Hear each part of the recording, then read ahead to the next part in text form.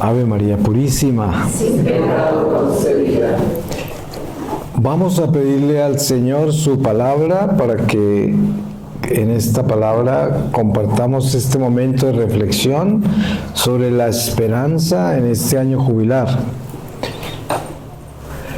Y les voy a leer a ustedes de la carta de San Pablo a los Romanos, en el capítulo 1, desde el versículo 1. Dice: de Pablo, siervo de Cristo Jesús, apóstol por un llamado de Dios, escogido para el Evangelio de Dios.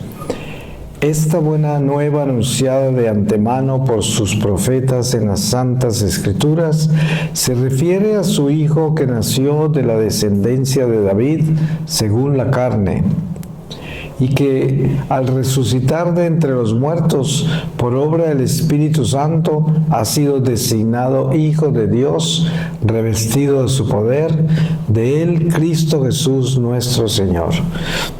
Hemos recibido gracia y misión para que en todos los pueblos no judíos sea recibida la fe, para gloria de su nombre.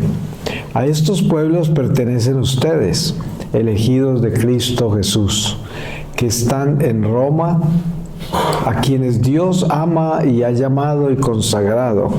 Que de Dios nuestro Padre y de Cristo Jesús el Señor les lleguen la gracia y la paz.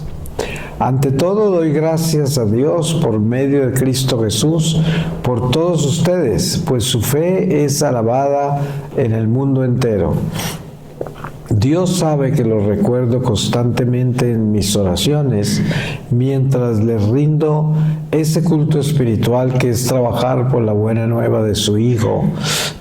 Pues yo desearía, si tal es su voluntad, que se me allane el camino para ir a visitarles.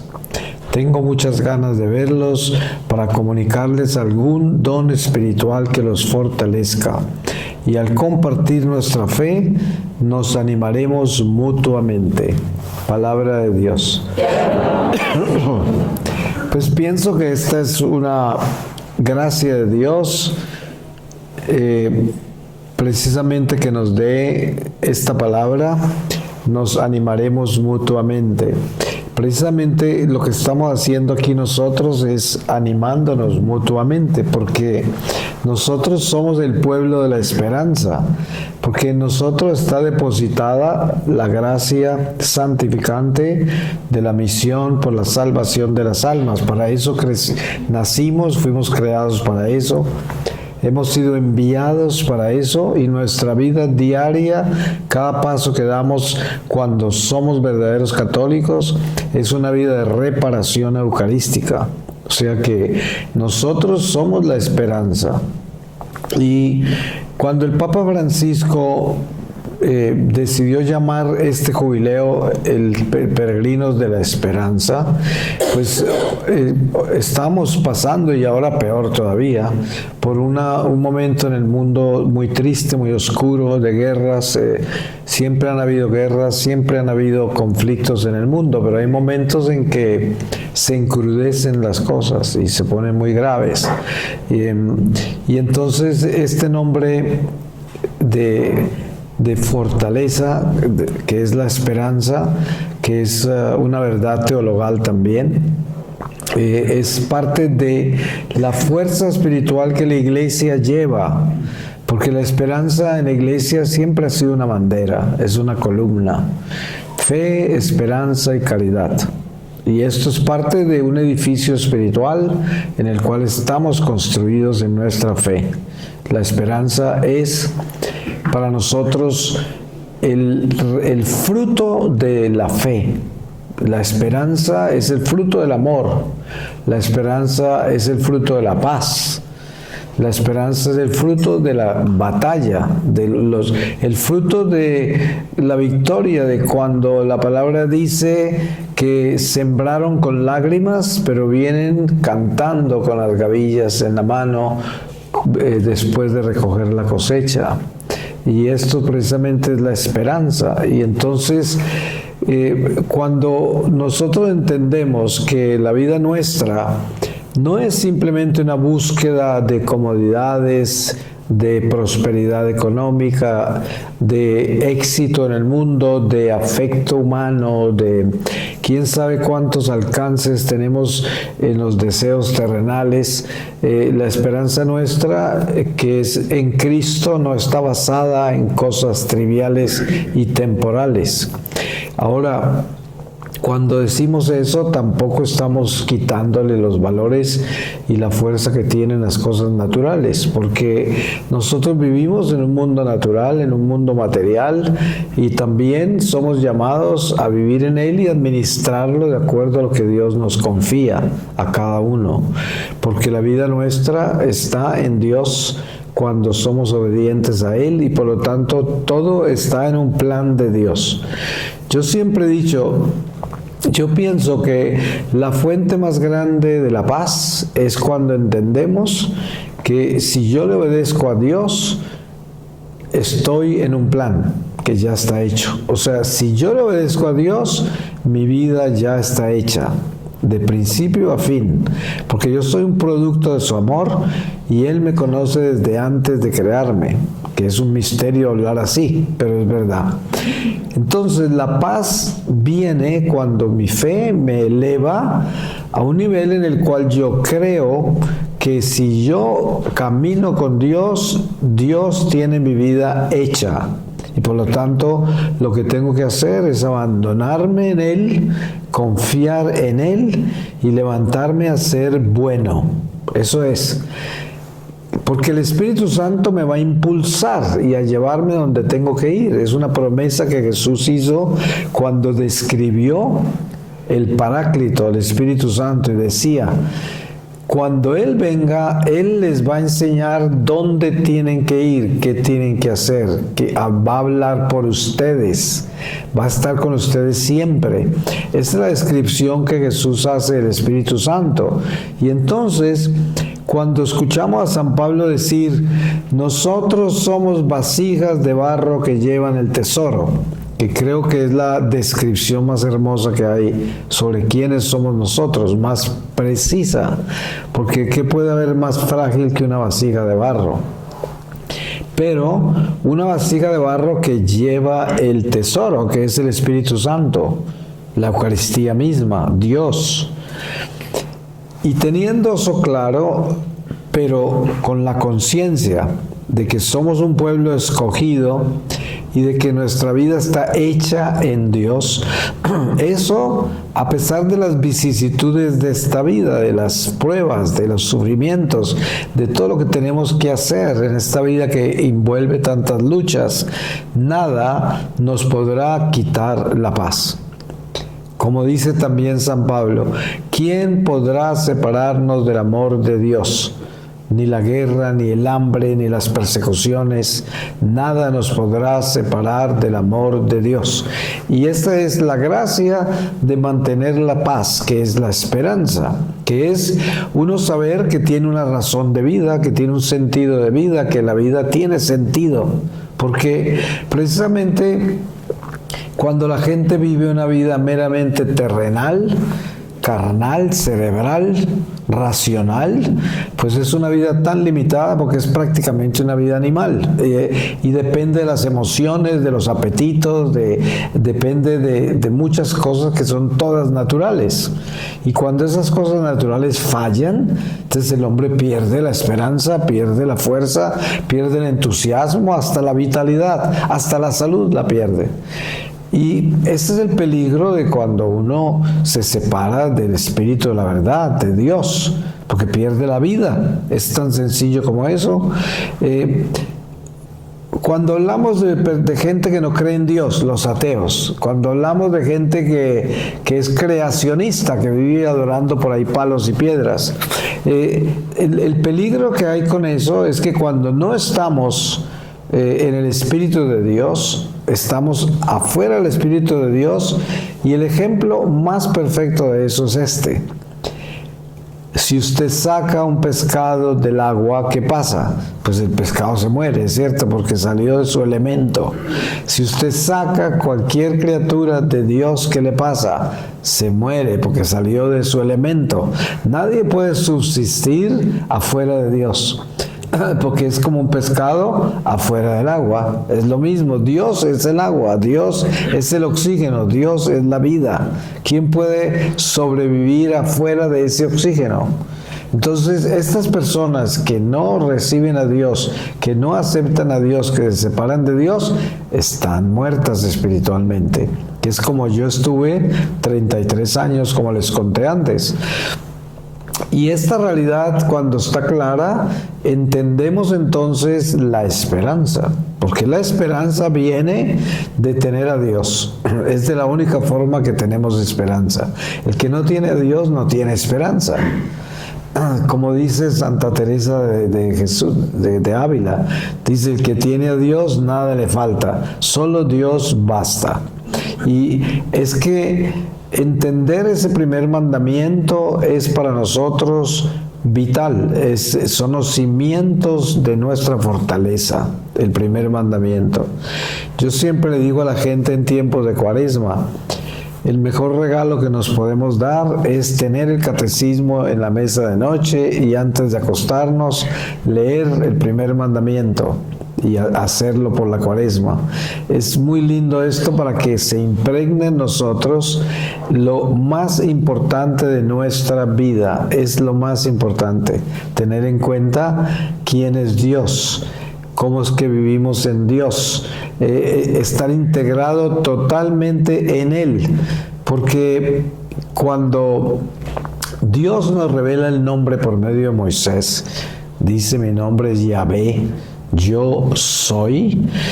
En ese momento se define algo muy importante, que es la diferencia entre aquel que le da el señorío a Dios y aquel que está diosificado, que es el pecado original, la muerte, que es el pretender ser, el pretender decir yo soy. Cuando uno pretende ser, está muerto, porque hay un solo yo soy y es Dios. Por eso es que debemos aprender a morir a sí mismos. La confesión es un arma muy grande para eso, porque morimos a sí mismos cuando nos confesamos. Cuando nos confesamos nos humillamos y reconocemos a Dios como el Señor, porque le estamos pidiendo perdón. Hemos reconocido que hemos fallado contra Él y ya en ese momento nos desocupamos de nosotros y nos llenamos de Dios. En ese momento es cuando nace la esperanza, porque la esperanza no puede nacer si yo pretendo ser. ¿Cómo puede haber esperanza si en mí no está la fuente de la vida? La fuente de la vida solo está en Dios. Y si yo estoy en la fuente de la vida, estoy en la fuente del amor y la esperanza, la paz. Y esto es lo que falta en este mundo. Precisamente la carencia más grande de este mundo es la falta del amor de Dios, que es la falta de todas estas virtudes, la falta de la esperanza, que nace como un fruto del amor.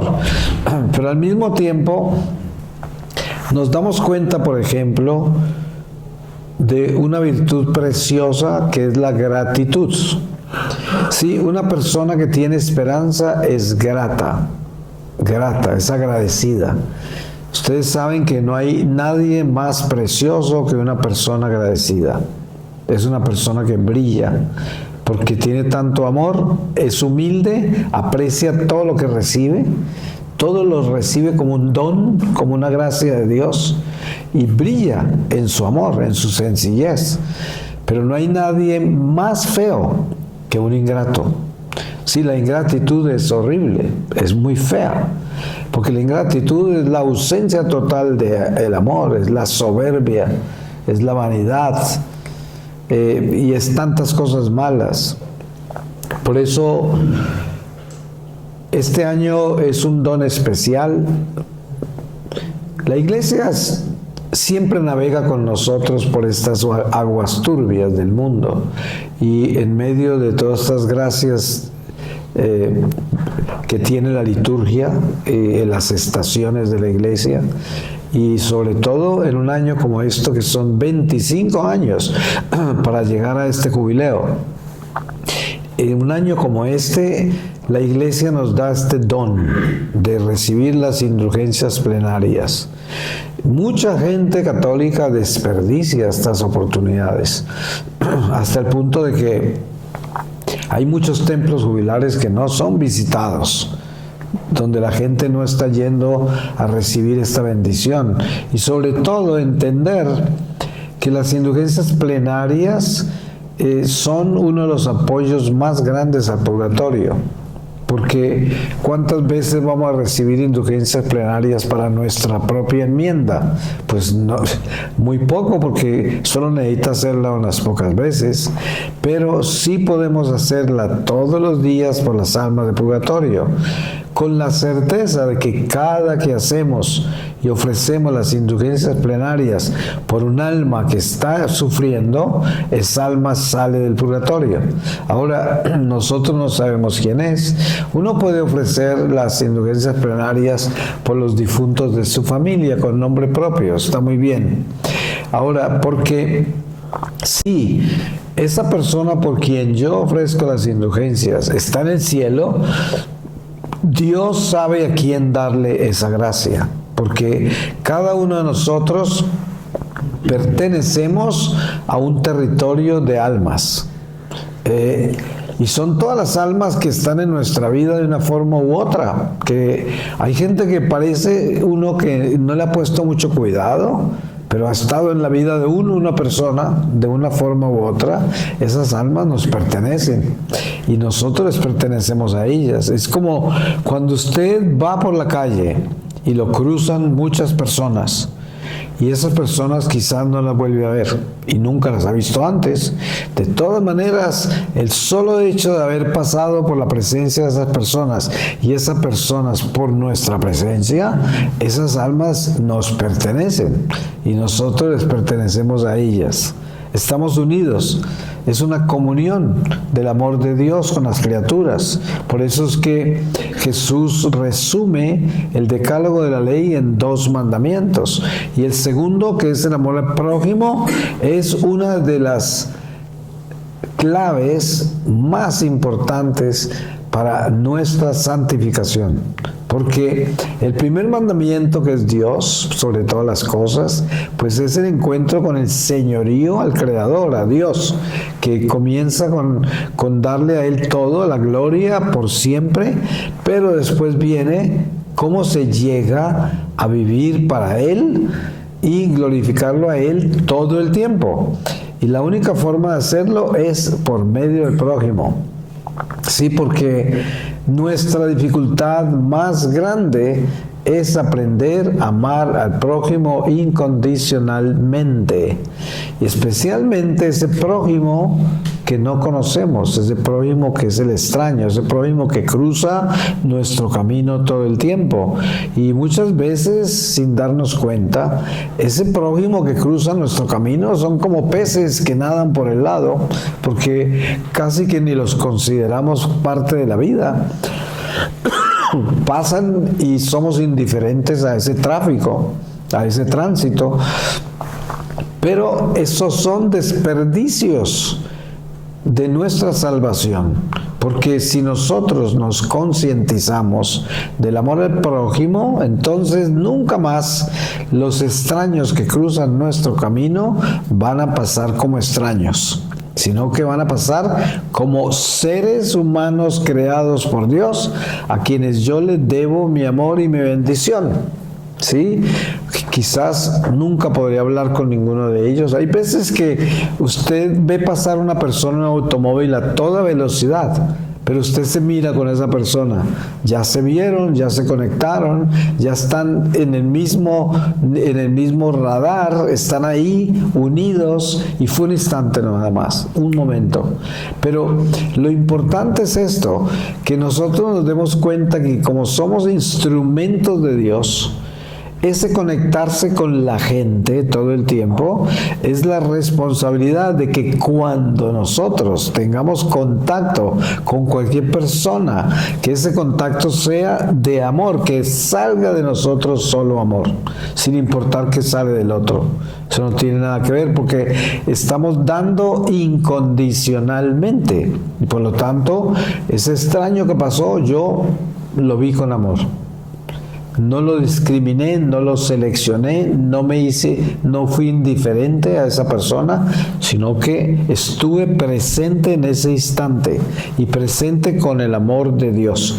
Ese es el elemento vital, el combustible vital de la esperanza, porque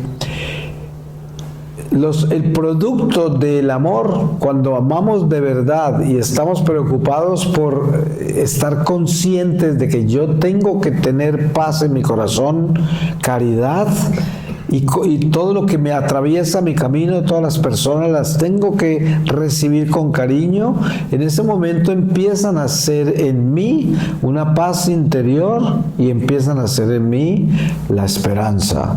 Porque si vivimos en un mundo en el que estamos separados, divididos y seleccionamos preferencialmente a las personas que nos convienen, que queremos, que nos duelen y las demás no nos importan, pues tenemos un corazón dividido que nunca tendrá paz, que nunca tendrá esperanza, que nunca tendrá amor.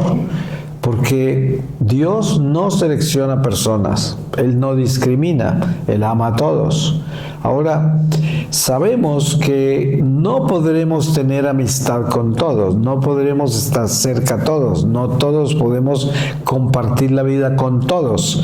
Eso no es posible, pero lo que sí es posible es que podemos amarnos a todos. Eso sí es posible.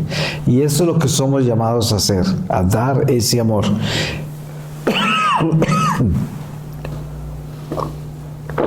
Cuando esto sucede, entonces podemos entender cuál es la esperanza. Ustedes saben que si estamos en una comunidad religiosa, por ejemplo, nuestra santificación, nuestra purificación son nuestros compañeros de comunidad. Con ellos nos purificamos o nos corrompemos. Son los únicos dos caminos. Esposo y esposa en el matrimonio se purifican o se corrompen, porque o se aprenden a amar y a perdonar o se odian. ¿Sí? Y es el único camino, y esto nos sucede con todas las relaciones humanas, y también se extiende hacia los extraños, hacia la gente que no conocemos que cruza nuestro camino. Cuando vivimos en armonía entre nosotros, también vivimos en armonía con todos los demás, porque tenemos un corazón armonioso, un corazón caritativo, un corazón generoso. Y todo esto hace que nos convirtamos en este manto de luz que tanto necesita un mundo que está completamente vacío de Dios, un mundo que está alimentado del veneno, del desamor, que está alimentado de las tinieblas. Y esto es lo que sucede porque el alimento del mundo son las tinieblas, y las tinieblas son vacío, un vacío. Eso es lo que son las tinieblas. El vicio es una señal de las tinieblas.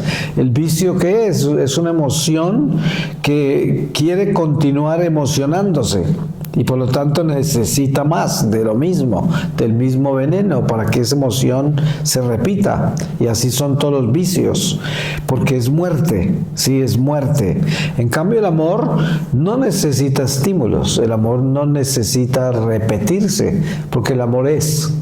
¿Y cómo se va a repetir el amor si ya es? No se repite lo que es, se repite lo que no es, porque no dura. Entonces hay que volverlo a hacer. En cambio, lo que es no hay que volverlo a hacer, ya es. Pero hay que entender que esta gracia santificante de lo que es entender el amor de Dios en nuestra vida incondicional, que es asegurarme que yo ame a todos de verdad, especialmente a los que no me aman, especialmente a mis enemigos. Ten en cuenta que una de las dificultades más grandes del Evangelio de Jesucristo son palabras como perdona y ama a tus enemigos. Eso para los judíos de los tiempos de Jesús era una tortura. Por eso lo consideraban profeta falso, que decía, ¿cómo se va a atrever a decir que voltee la otra mejilla después de que me golpearon? Cuando la ley del Torá, la ley de los judíos es ojo por ojo, diente por diente. Si vienes y me tocas algo, yo te lo toco a ti, ¿no? Si me dañas algo, yo te lo daño a ti. Y esa es la ley del ojo por ojo, diente por diente. La prueba está que entre el Islam y el judaísmo no hay paz. ¿Por qué? Porque no perdonan, no están redimidos y tienen que vengarse de todo por ley, porque no hay amor, no hay esperanza, no tienen esperanza. Pero nosotros hemos sido redimidos y tenemos que entender algo. Todas las verdades que se nos han sido reveladas, tenemos que asumirlas. Porque a mí me pueden revelar en el catecismo y en mi formación católica me pueden revelar que Jesús está vivo en la hostia, en la Eucaristía. Que esas especies de pan y vino se convierten en cuerpo y sangre. Eso me lo pueden enseñar, muy bien. Y yo lo entiendo y hasta me atrevo a creer en fe de que es verdad. Pero para llegar a vivir eso en espíritu y verdad, para eso me toca lanzarme al abismo de Dios y entrar en esa dimensión imposible para la razón, en esa dimensión donde ya el intelecto, la razón no pueden con eso. Pero mi espíritu sí, mi alma sí. Si yo me lanzo a Dios y me vuelvo uno con el misterio, uno con lo incomprensible, con lo indescifrable, con lo inaceptable desde la humanidad, y en ese momento comienza un crecimiento espiritual real, porque eso se llama la mística, que es cuando yo entro en una dimensión totalmente desconocida, incomprensible para mi razón, pero que yo sé que está revelada así. Cristo está vivo en la hostia. Si yo vengo a comulgar y yo sé eso, pero más que saberlo, lo quiero vivir, lo quiero sentir, quiero que sea parte mía. Eso cambia todo, porque entonces al recibir esa hostia, no estoy recibiendo una revelación de un misterio que me dice, ahí está Jesús. No, estoy recibiendo el espíritu de esa revelación. Y en ese espíritu entro y en ese espíritu comulgo. Eso es lo que Jesús dice, espíritu y verdad. Y es lo que trae Jesús, porque entre más se enfoquen en mirar qué es el Evangelio y qué es lo que está diciendo Jesús, se van a dar cuenta que Jesús, todo lo que está diciendo en el Evangelio es espíritu. Todo es espíritu. Él quiere llevarnos al espíritu. Entonces, esta noche estamos acá. Y esta es una reflexión sobre la esperanza. Pero también aquí está nada menos que el Rey de Reyes, el Santísimo en este sagrario, el Señor. Y uno se pregunta, durante este espacio que hemos compartido en este lugar, ¿ha estado usted 100% consciente del Señor que está en este sagrario? ¿O se le va y se le viene, se le va y se le viene, o se le fue y ni siquiera se acordaba hasta que yo lo mencioné? Y esto es importante tenerlo claro. ¿Por qué? Porque si no estamos integrados 100% con el Espíritu Santo, convertidos en uno con Él, eso quiere decir que no somos unidad. Estamos siempre entrando y saliendo de esa gracia. Y eso nos sirve porque ahí está la tibieza, la mediocridad. Ahí no está la unidad. Ahí no está la comunión. La comunión tiene que ser permanente. Y usted se preguntará, ¿pero quién puede hacer eso? ¿Cómo es eso posible? Pero les pongo este ejemplo. Un esposo fiel nunca tiene que hacer esfuerzo para ser fiel. Ni siquiera sabe que es fiel. porque es fiel. Y donde vaya, siempre en su corazón está su esposa, su familia, todo el tiempo. Esta es la gracia santificante del hombre y Dios, la nuestra con Dios. No debe ser absolutamente difícil serle fiel a Dios todo el tiempo. Así como ese esposo que es fiel a la esposa y no tiene que hacer ningún esfuerzo para serle fiel, así debemos ser nosotros con Dios. Incondicionalmente unidos a Él. Por eso Jesús dice, mis mandamientos son fáciles. Y para mucha gente eso es un escándalo, porque dicen, ¿quién puede cumplir los mandamientos? Pero la realidad es que si yo amo, no me cuesta nada ser fiel. Si yo amo de verdad. Y ese es el llamado del Señor. Pedro, ¿me amas? Le pregunta 3 veces Jesús a Pedro. Y entonces la respuesta que Jesús le da cuando Pedro confirma que lo ama es, cuida mis ovejas. Entonces, si me amas, cuida mis ovejas. Es lo que Jesús nos está diciendo a todos nosotros. ¿Y cómo cuidamos las ovejas? Es precisamente el amor al prójimo. Que quiere decir que si yo quiero demostrar el amor de Dios, de la única manera que se lo puedo demostrar es amando al prójimo. Porque, como dice el apóstol, si no puedes amar al que ves, ¿cómo vas a amar al que no ves?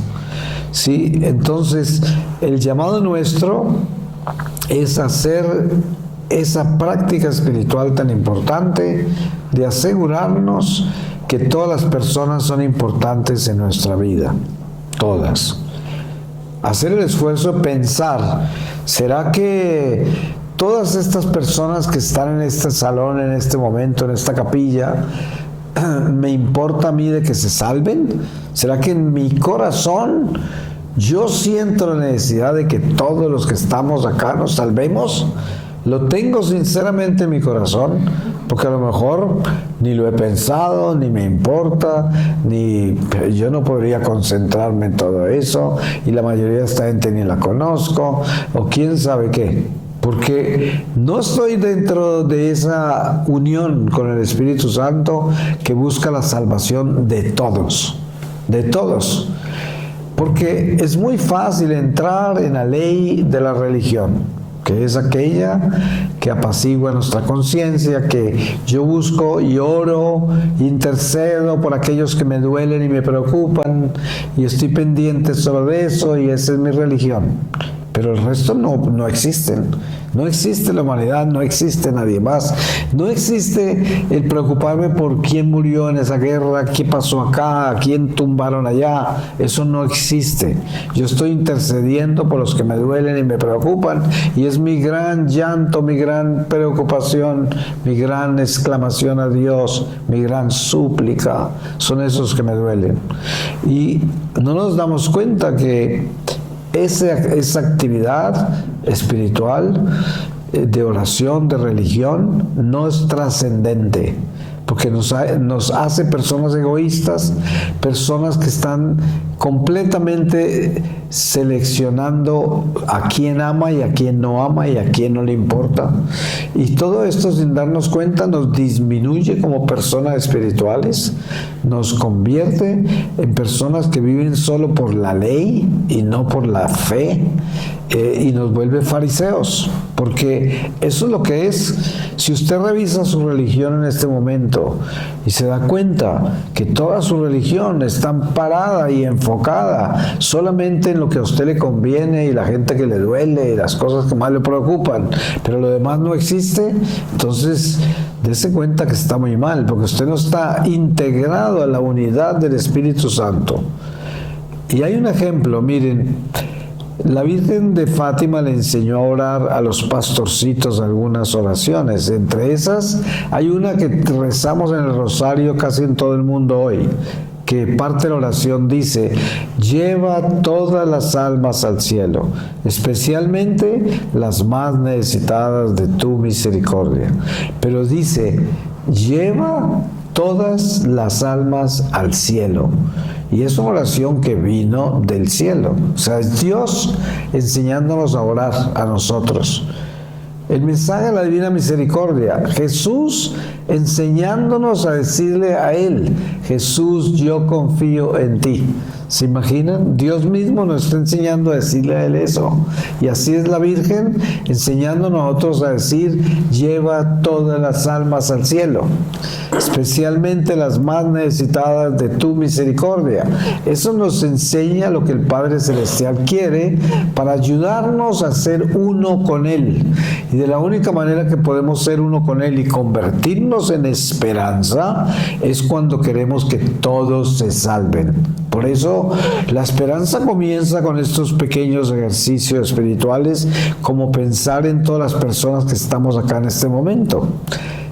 Y sentir en el corazón que yo quiero que todos nos salvemos los que estamos acá. Y esto es un principio para que uno ejercite ese don maravilloso de amar al prójimo, de vivir para Dios, de vivir en Dios y tener clara la conciencia de que somos estos mensajeros del amor de Dios que nacimos para llevarle almas al Señor. ¿Y las almas cómo se llevan al Señor? Por medio de nuestra fidelidad, porque Dios es el que hace todo a través de nosotros, si nosotros le obedecemos. Porque es como decir, obedéceme y yo hago lo demás. ¿Sí? Voy a terminar con una lectura de la palabra para asegurarnos que el diablo no se robe lo que aquí hemos hecho. Y entonces leemos de la carta a los Filipenses, capítulo 1, desde el versículo 2. Y dice, reciban gracia y paz de Dios nuestro Padre y de Cristo Jesús el Señor. Doy gracias a mi Dios cada vez que me acuerdo de ustedes. Es decir, en mis oraciones por todos ustedes a cada instante, y lo hago con alegría, recordando la cooperación que me han prestado en el servicio del Evangelio desde el primer día hasta ahora. Y si Dios empezó tan buen trabajo en ustedes, estoy seguro de que lo continuará hasta concluirlo el día de Cristo Jesús. No puedo pensar de otra manera, pues los llevo a todos en mi corazón, ya esté en la cárcel o tenga que defender y promover el Evangelio, todos están conmigo y participan de la misma gracia. Bien sabe Dios que la ternura de Cristo Jesús no me permite olvidarlos. Palabra de Dios. Pues yo le doy muchas gracias a Dios por ustedes, que son la esperanza de la iglesia, porque vivimos en un mundo demonizado y Dios espera que nosotros seamos aquellos que nos vamos a santificar para que muchas almas se puedan salvar, porque ¿quién más va a hacer el trabajo? A nosotros nos tocó, el Señor nos llamó, Él nos escogió para vivir en este mundo de hoy, y este mundo de hoy, si lo mira con cuidado, se ve en la cantidad de almas que se están perdiendo, pero cada uno de nosotros puede hacer un esfuerzo muy grande para que nuestra vida, nuestra pequeña vida, sea una vida instrumental para el Espíritu Santo, para rescatar almas todos los días. Amén. Amén. Yo te amo, Jesús. Tú sei il mio Signore. La gioia